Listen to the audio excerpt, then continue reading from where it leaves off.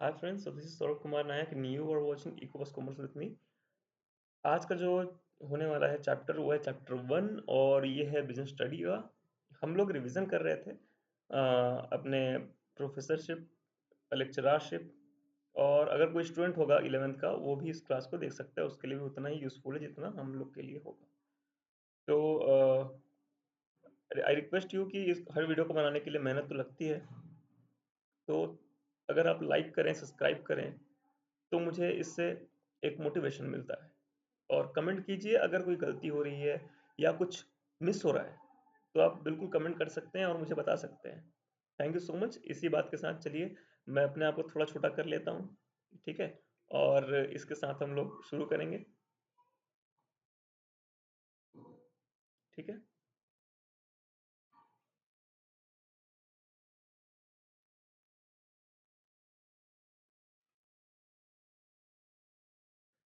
चलिए, इस जो चैप्टर है, चैप्टर का नाम जो है वो है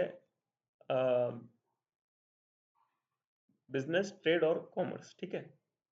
तो बिजनेस, ट्रेड और कॉमर्स होता क्या है वो समझते हैं।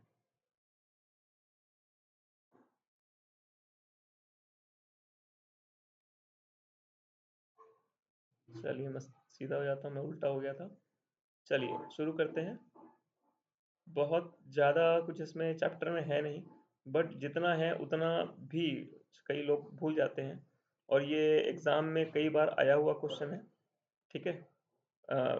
तो देखते हैं मानवीय गतिविधियाँ। देखिए पहले बात तो ये समझते हैं कि बिजनेस होता क्या है। बिजनेस वो है जिसमें इंसान बिजी होता है। बिजी होने का मतलब होता है कि आप उसमें इंगेज हो और उसमें कोई ऐसी एक्टिविटी हो रही है जिससे आप अपने आप को फीड कर पा रहे हो, ठीक है? मतलब जब किसी चीज़ को करने के बाद ना आपको कुछ मिलता है, it is not just about money. तो पैसे की बात नहीं होती हमेशा।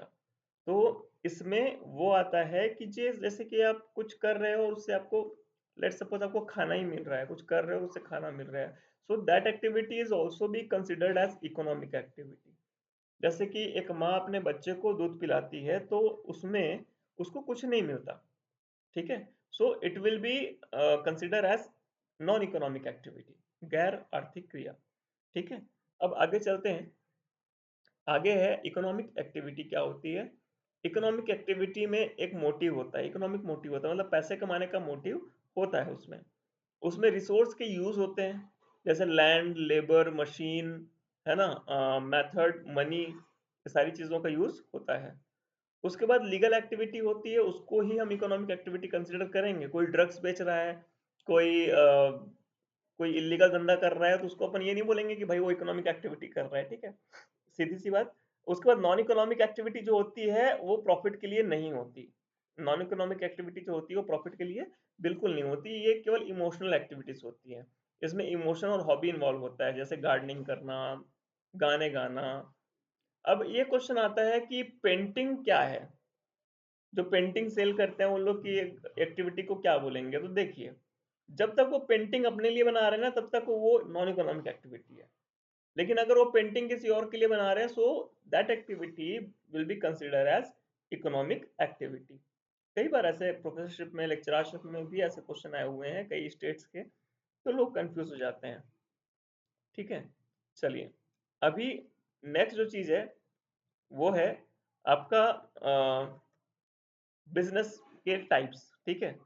तो बिजनेस को दो भाग में बांट दिया गया है। पहला तो इंडस्ट्री होता है, दूसरा होता है कॉमर्स, ठीक है? मैं पॉइंटर ले लेता हूँ थोड़ा सा ताकि आपको इजीली समझा सकूं। अब ये जो है इंडस्ट्री जो है, अब इंडस्ट्री मतलब क्या होता है? जहाँ पे कुछ काम हो रहा हो, कुछ बन रहा हो, उसको अपन इंडस्ट्री बन बोलते हैं। अब इंडस्ट्री में पहला आता है प्राइमरी इंडस्ट्री। तो प्राइमरी इंडस्ट्री जो होता है ना, बेसिकली जेनेटिक, है ना, जेनेटिक और एक्सट्रैक्टिव में डिवाइडेड है। जेनेटिक इंडस्ट्री वो इंडस्ट्री होती है जहाँ पे जैसे मछली पालन है, मुर्गी पालन है, जहाँ पे जो पशु होते हैं ना उनको पालन करना, उनको वो करना, जहाँ से चीजें अपने आप बड़ी होती हैं, वो जेनेटिक इंडस्ट्री कहलाती है। उसके बाद होती है एक्सट्रैक्टिव बिजनेस या एक्सट्रैक्टिव इंडस्ट्री। एक्सट्रैक्टिव इंडस्ट्री में जो होता है वो जैसे माइंस को खोदना, पहाड़ों को काटना, ये सारी चीजें एक्सट्रैक्टिव इंडस्ट्री कहलाती है। उसके बाद है आपका मैन्युफैक्चरिंग इंडस्ट्री, मतलब सेकेंडरी में आता है ये। ठीक है, सेकेंडरी के अंदर दो है, मैन्युफैक्चरिंग और कंस्ट्रक्शन। ठीक है, मैन्युफैक्चरिंग बोलने का मतलब जब कुछ चीज़ों को मिला के नया कुछ बनाया जाता है, इसको हम मैन्युफैक्चरिंग इंडस्ट्री बोल देते हैं। इसके अंदर पहला है एनालिटिकल, एनालिटिकल इंडस्ट्री है। अब एनालिटिकल इंडस्ट्री क्या होती है? एनालिटिकल इंडस्ट्री मतलब जिसमें एनालाइज किया जाता है चीज़ों को। ठीक है, चीज़ों को एनालाइज किया जाता है, छोटी छोटी चीज़ों को एनालाइज किया जाता है बिजनेस के, मतलब कैसे बताऊं आपको। एक एग्जांपल ले लीजिए आप, कि दवाई बनाते हैं, दवाई बनाने में ना एक ये होता है, प्रोसेस होता है कि उसको पहले एनालाइज करेंगे। तो एनालिटिकल इंडस्ट्री उसी इंडस्ट्री का नाम है जहाँ पे चीज़ों को, रॉ मटेरियल्स को एनालाइज किया जाता है।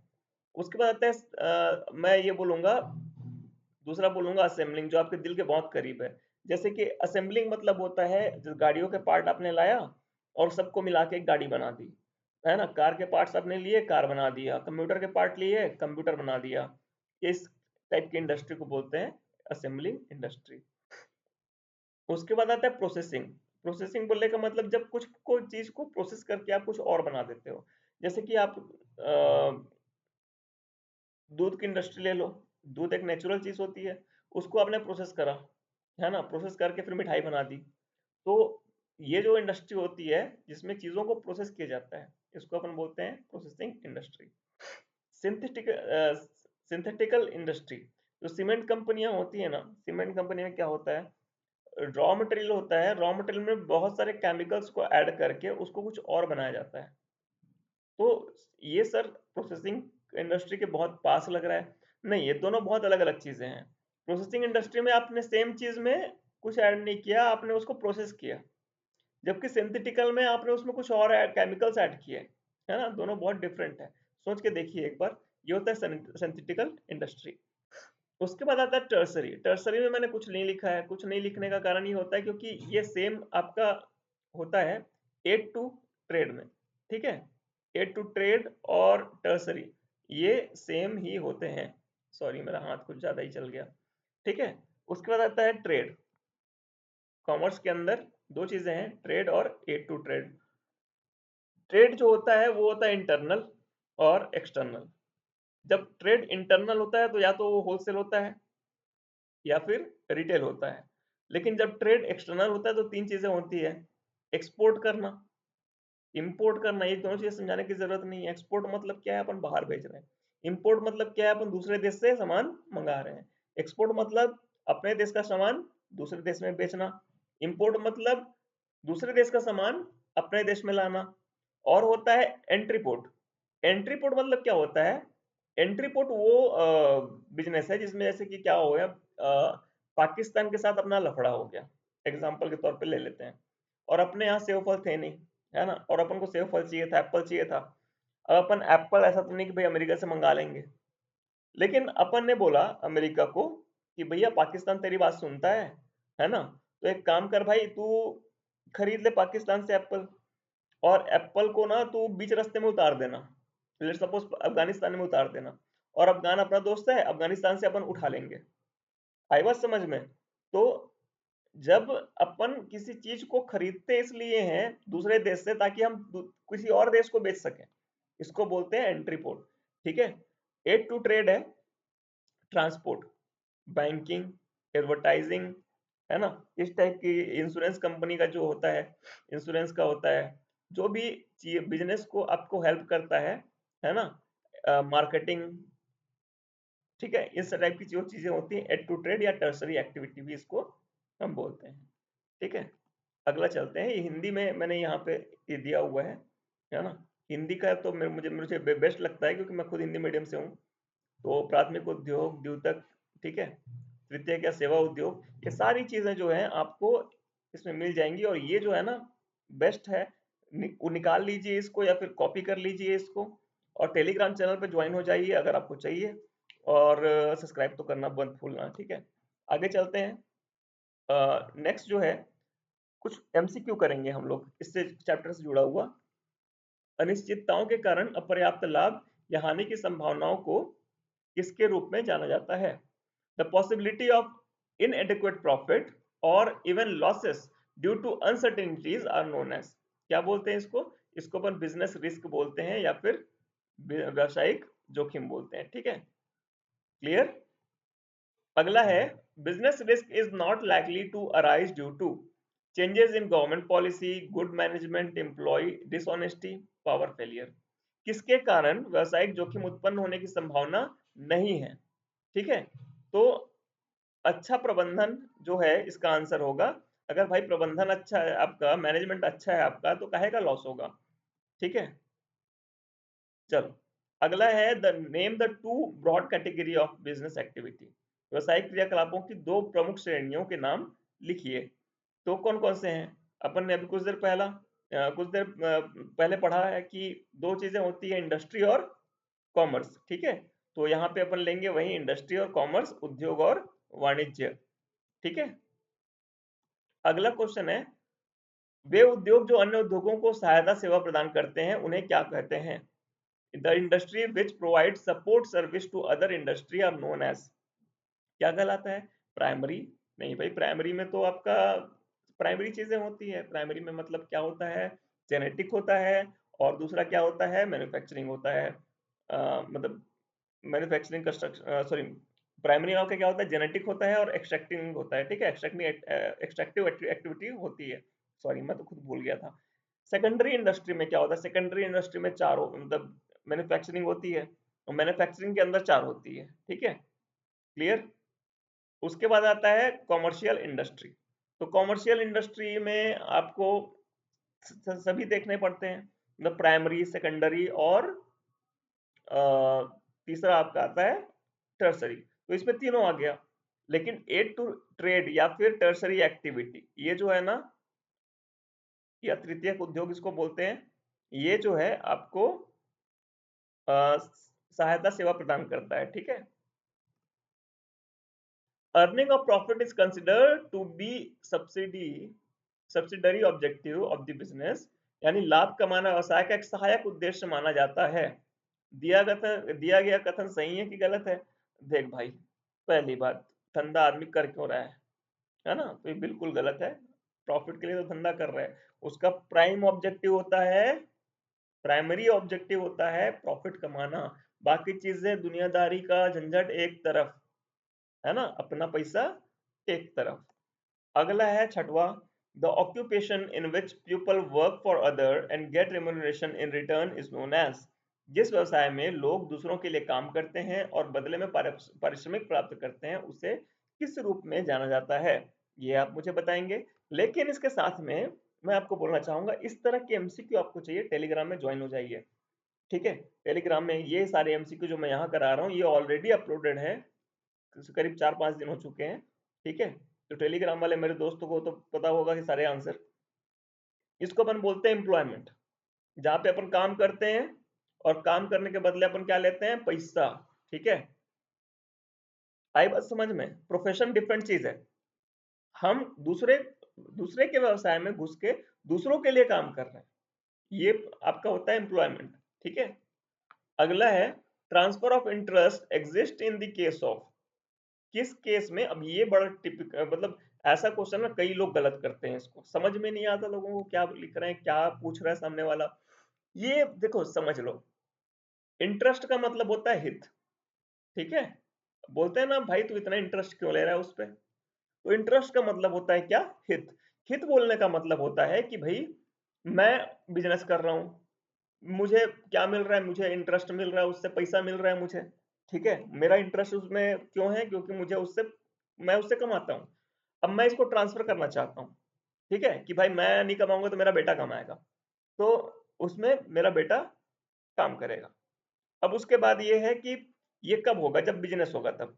प्रोफेशन के केस में भाई मैं सीए हूं, मेरा बेटा सीए नहीं बन पाया, तो फिर मैं उसमें कुछ नहीं कर सकता। ठीक है, आगे चलते हैं। 1 सेकंड, आई थिंक कॉल आ रहा है।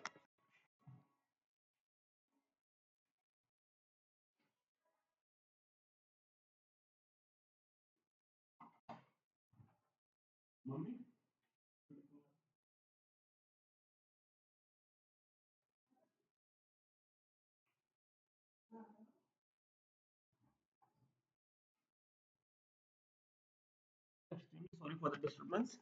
अब आगे चलते हैं। तो ये केवल व्यवसाय के मामले में अपन कर सकते हैं। प्रोफेशन के मामले में मैं सीए बन गया, मेरा बेटा सीए नहीं बन पाया, तो वो मेरे को मेरे इंटरेस्ट को कैरी नहीं कर पाएगा। एम्प्लॉयमेंट के केस में भी पापा के रिटायरमेंट के बाद बेटे को जॉब नहीं मिलती है। तो only business will be the correct answer. अब आगे है, which of the following does not characterise business activity. निम्नलिखित में से कौन सा व्यवसायिक गतिविधि की विशेषता नहीं है। वस्तुओं और सेवाओं का उत्पादन, ये तो है भाई। जोखिम की उपस्थिति, ये तो बिल्कुल मस्ट हैव वाला कॉन्सेप्ट है, जितना जोखिम उतना प्रॉफिट। माल और सेवाओं की बिक्री या विनिमय, ये भी बिल्कुल होता है। वेतन और मजदूरी नहीं मिलती है बिजनेस करने के लिए। कोई आपको सैलरी देता है कि बिजनेस कर रहे हो भाई इतनी सैलरी पकड़ो, नहीं देता है ना कोई। ठीक है, तो ऑप्शन ऑप्शन क्या बोलते हैं, D will be correct answer. ठीक है, option D will be correct answer. ठीक, मैं सर्कल मार्क कर देता हूँ। ठीक है, आगे चलते हैं। ये आप खुद देना मेरे को। विच of the following is not an example of non economic activity. जो यहाँ तक पहुंचा है वीडियो तक, उसको पता होगा कि क्या करना है, कमेंट करना है भाई अपना आंसर। ठीक है, निम्नलिखित में से कौन गैर आर्थिक गतिविधि का उदाहरण नहीं है। देशभक्ति, शिक्षण, भावना और सहानुभूति। ठीक है, चार चीजें हैं, पॉज करके देख लेना मस्त आराम से, और मुझे कमेंट करियो, क्योंकि बहुत कम लोग पहुंच पाएंगे यहाँ तक, मुझे पता है। अब अपन कोई फेमस टीचर तो है नहीं, बट ठीक है, जहां तक भी देखें। इकोनॉमिक एक्टिविटी में be classified into business and question mark. ठीक है, और एम्प्लॉयमेंट। तो आर्थिक गतिविधियों को किन तीन भागों में बांटा गया है। ठीक है, तो इसका जो सही आंसर है वो होगा प्रोफेशन। ठीक है, बिजनेस, प्रोफेशन एंड एम्प्लॉयमेंट। तो ये हो गया। अच्छा, वोकेशन का मतलब होता है, क्या होता है, पहले अब इंग्लिश भी थोड़ी स्ट्रॉन्ग कर लेते हैं। वोकेशन का मतलब क्या होता है, जब आप किसी के यहाँ काम करते हो ना, वोकेशनली, कभी कभार काम करना, मतलब ये भी इकोनॉमिक एक्टिविटी है, लेकिन इसमें कभी कभार होता है। ठीक है, ऑक्यूपेशन बोलने का मतलब होता है पद। जैसे कि जो पद आपका होता है ना, जो जिस पद में आप हो, उस पद में जो आप रहते हो, उसको ऑक्यूपेशन बोला जाता है आपका। वर्क बोलने का मतलब जो काम आप करते हो उसको आपका वर्क बोला जाता है।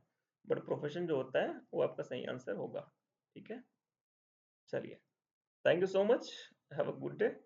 और नेक्स्ट टॉपिक जो है हमारा रहेगा ये, इसकी भी स्लाइड बन चुकी है, तो ये भी अपलोड हो जाएगी कुछ देर में, मतलब कल हो जाएगी अपलोड। ठीक है, thank you so much for the video. मतलब अब तक बने रहने के लिए, वीडियो के लिए तो आप मुझे थैंक यू बोलेंगे, नहीं बोलेंगे तब भी चलेगा। थैंक यू सो मच अभी तक बने रहने के लिए। Have a good night.